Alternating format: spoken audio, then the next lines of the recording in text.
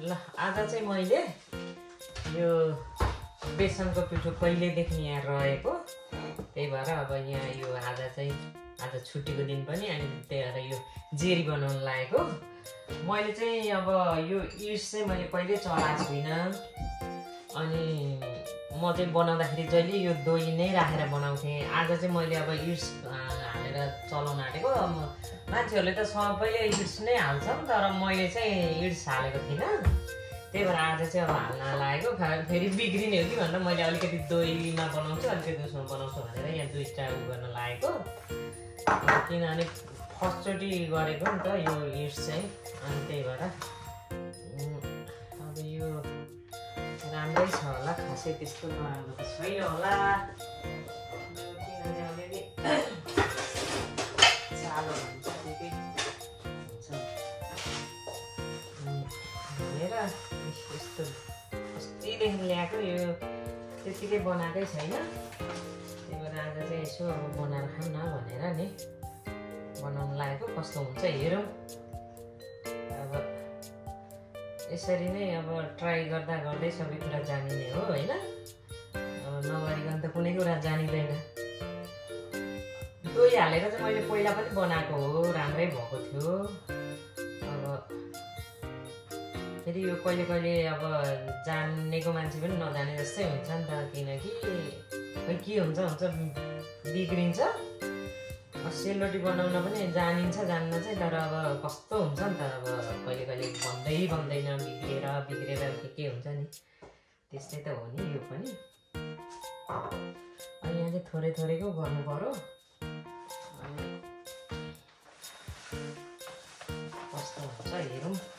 अब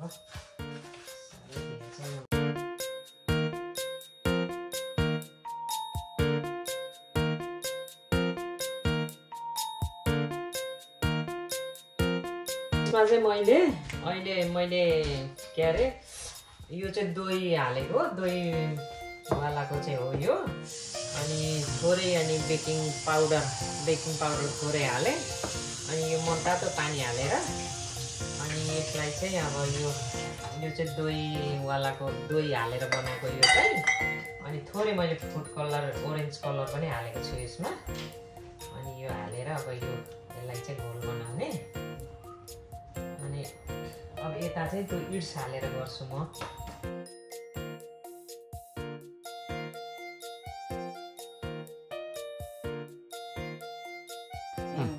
यसपालि चाहिँ यो मैले बेसनको पिठोको ट्राई गरेको यो जेरी बनाउनलाई।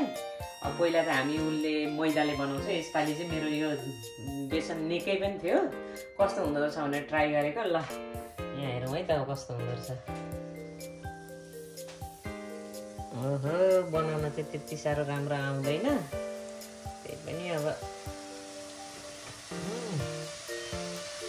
मजाले चाहिँ फुल्छ जस्तो लागेन। यो त फरार भयो।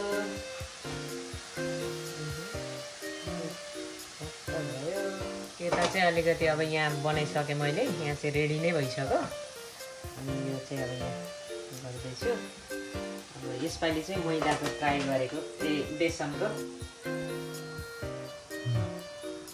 पिठाको कहिले ट्राई गरेको थिएन।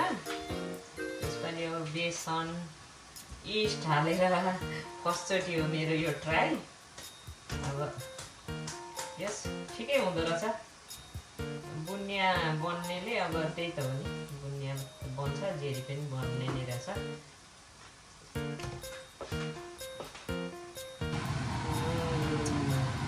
मिठो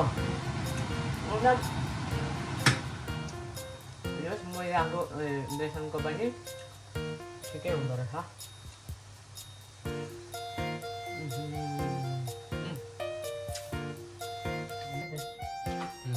अब यहाँ चाहिँ अब यो इड्स हालेर बनाएको यो बेसनकोमा कस्तो हुन्छ, यो चाहिँ हुन्छ कि हुँदैन। तर त्यस के अरे यो बेसनको पिठोको चाहिँ अलिकति टेस्ट चाहिँ अलिकति फरक आउँदो रहेछ। मैदाको जस्तो चाहिँ मिठो हुँदो रहेछ, अर्कै खालको टेस्ट आउने, जस बुनियाको जस्तै आउँदो रहेछ। त्यही भएर जेरीको लागि चाहिँ पर्फेक्ट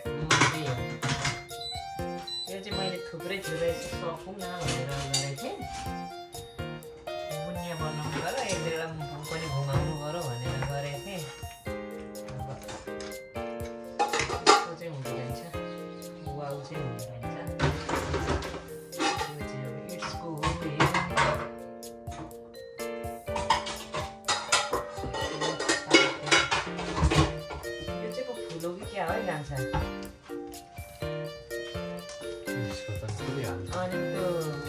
के अरे मैदामा चाहिँ ढलाइदिनु पर्ने रहेछ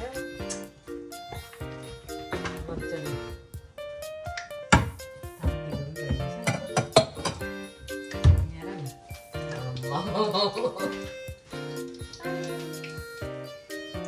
यसलाई डुब्ने नै छैन अब त्यहाँ त्यसलाई साइड लाग्यो। हेलो साथीहरू, के छ खबर हजुरहरूको? आराम हुनुहुन्छ? म पनि आरामै छु। आज चाहिँ मेरो छुट्टी। हेर्नु न, अस्ति जेरी बनाएको त्यो के अरे उसको बेसनको जेरी बनाएको खासै राम्रो भएन। अनि आज चाहिँ यो मैदाको बनाउन आँटेको। अब हेर्नु कस्तो हुँदो रहेछ। अब यो इट्स हालेर चाहिँ मैले कहिले पनि बनाएको थिइनँ, खालि दही हालेर बनाउँथेँ। अनि आज चाहिँ मैले यो इस्ट हालेर चाहिँ बनाउन लागिरहेको। कस्तो हुन्छ ट्राई गरेको। मैले फर्स्टचोटि बनाएको यो इस्ट हालेर चाहिँ म चाहिँ सधैँ नै दही नै हालेर बनाउँथेँ, उयो गर्थेँ। अनि यसपालि चाहिँ यो हालेर बनाउनु पऱ्यो, कस्तो हुँदैछ भनेर यसो अब ट्राई गर्न खोजेको। हेर्नु न यहाँ है त। ल अब स्टार्ट गरौँ, यहाँ कस्तो हुन्छ है त। ओहो, कहाँ गयो नि हो, कत्रो बनाए यहाँनिर देख्नु।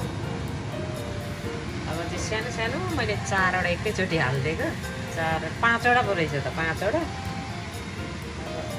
यो अलिकति फराकिलो फ्राई चाहिँ हुनुपर्ने रहेछ, फ्राई चाहिँ फेरि फराकिलो राख्नु भनेदेखि त्यो तेल चाहिँ यति हुन्छ अनि डुब्दैन कि। त्यही भएर मैले चाहिँ अब तेल पनि होस् भनेर अलिकति पहिले नै सुट गरेको।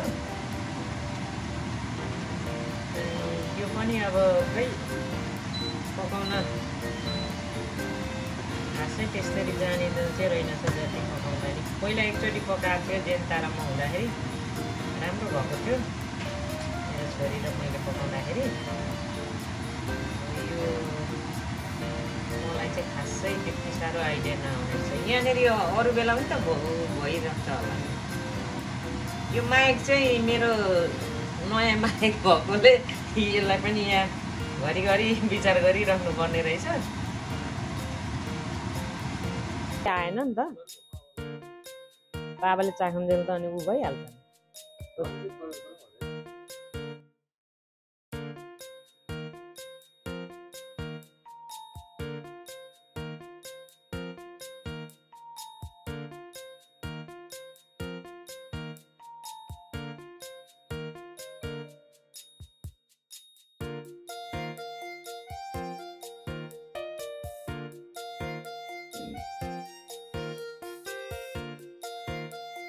टेप चाहिँ अलिक घुमाएर बनाउन आएन क्या मजाले। राम्रो बनाउँछु भनु के भइहाल्छ। टेप चाहिँ त्यस्तो राम्रो भएन। जे होस् हुन चाहिँ भयो। यो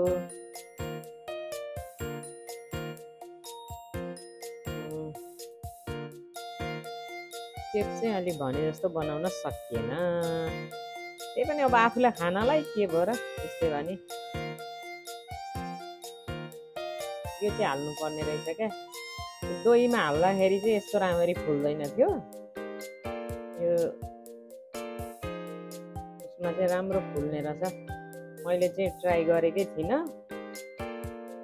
यो फर्स्टचोटि ट्राई गरेको। यो दहीमा हाल्दा त्यस्तो फुल्दैन थियो। दहीमा हालेर बनाउँदा चाहिँ त्यो बेकिङ पाउडरहरू त्यस्तो के हाल्नु पर्थ्यो। तर यसमा चाहिँ केही परेन, त्यही इट्स हाले त्यति नै राम्रै भयो। काम चलाउ हुने रहेछ आफूलाई खानालाई चाहिँ।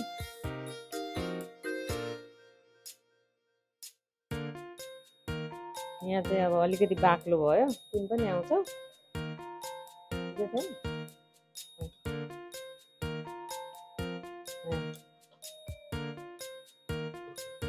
अलिकति बाक्लो भएछ। अब यहाँ थोरै पानी थपेको मैले।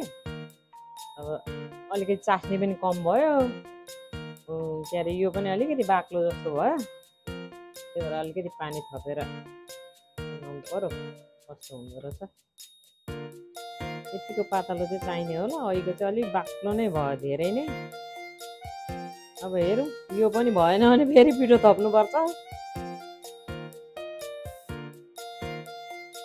बाक्लो भयो भने पानी थप्नु पर्यो है किनेर खाँदै मजा तरक्क गयो किनेर ल्यायो चट्ट खायो है कति मजा